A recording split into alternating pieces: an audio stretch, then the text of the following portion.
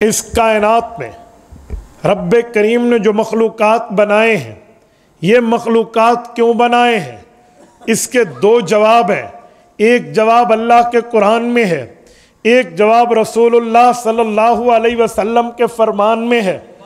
अल्लाह के कुरान में 27वां पारा है, दूसरा सफ़ा है। रब्बे करीम फरमाते हैं, वमा खलक़तुल जिन्न वल इंसा इल्ला लियअबुदून, मैंने इंसानियत और जन्नात को पैदा किया है खालिसतन इबादत खुदा की वजह से। और हदीस पाक में है, रिसालत मआब के फरमान में है, मुस्तदरक अल सहीहैन में है कि हुज़्र पाक की वजह से कायनात पैदा हुई है। तो भाइयों, मेरा सवाल है, वजह कौन सी है? कुरान ने तो कहा वजह इबादत खुदा है। हदीस पाक में है कायनात पैदा करने की वजह आमद मुस्तफ़ा है। मुझे बताएं अब वजह कौन सी है?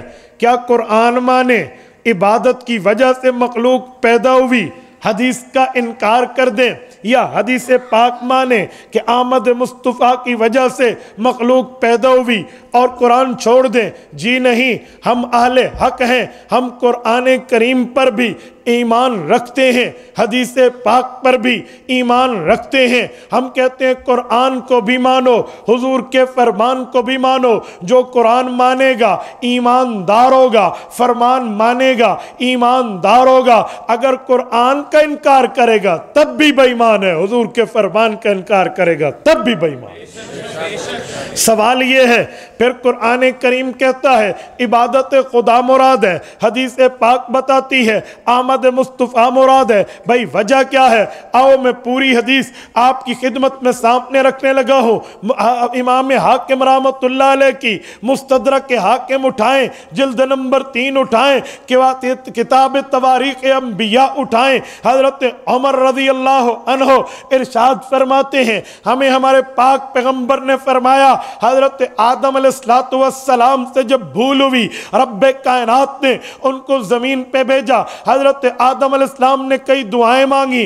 कुरान करीम जिक्र करता है, रब्बना ज़लमना अनफुसना व इल्लम तग़फिर लना व तरहमना लनकूनन्न मिनल खासिरीन। मौला तूने रहमत न की, अल्लाह तूने बरकत न की, रब तूने हम पे एहसान न किया, हम तो नुकसान उठाने वालों में से होंगे। लेकिन साथ अल्लाह का कुरान कहता है, फतलक्का आदम में रब्बिही कलिमात, हज़रत आदम की दुआ में एक कलीमा नहीं था, कई कलिमात थे। हज़रत आदम की दुआ में एक बात नहीं थी, कई बातें थी। उन्हीं बात को हज़रत उमर फरमाते हैं, अल्लाह के रसूल ने फरमाया, हज़रत आदम दुआ मांगते मांगते मांगते एक दिन यूं मांगने लगे, अल्लाहुम्मा इन्नी अस्अलुका बिहक्के मुहम्मदिन अन तग़फिर ली, मौला मुझे हुज़्र पाक के वसीले से माफ फरमा दे।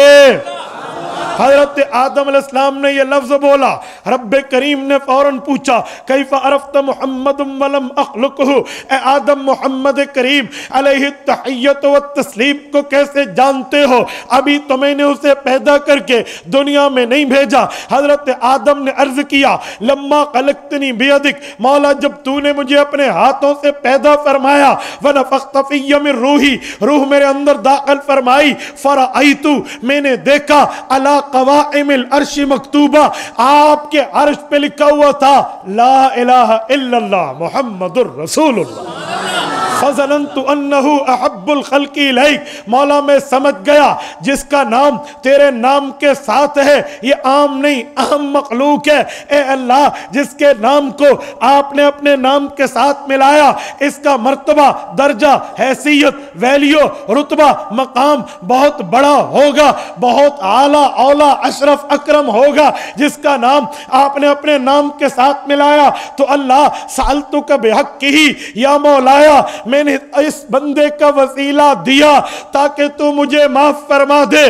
बिहाड़ी के दोस्तों सुनना, मैं जवाब देने लगा हूं। रब्बे करीम ने फरमाया, या आदम गफरतु लक, आदम हमने आपकी भूल की माफी दे दी, वलौला मुहम्मदुन लमा खलक़तुक, ये बात याद रखना, अगर हुजूर ना होते मैं तुम्हें भी पैदा न करता। अब कुरान कहता है वजह इबादत खुदा है, हदीस कहती है वजह आमद मुस्तफ़ा है। भाई बातें दो हैं, कुरान माने या फरमान माने। मैंने पहले कहा हम दोनों मानते हैं, लेकिन एक दूसरे के अपोजिट नहीं है, एक दूसरे के खिलाफ नहीं है, एक दूसरे की खिलाफ वर्जी इनमें नहीं है। दोनों बातें ठीक हैं। आप कहेंगे कैसे? मैंने कहा सुनो, एक सबब होता है, एक वजह होती है।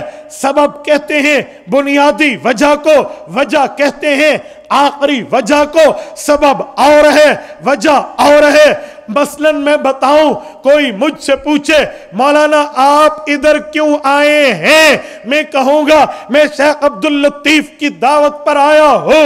लेकिन कोई आपसे पूछे मुफ्ती अब्दुल वाहिद कुरैशी यहां क्यों आया था, आप कहेंगे तकरीर करने, बयान करने, वाज़ो नसीहत करने आया।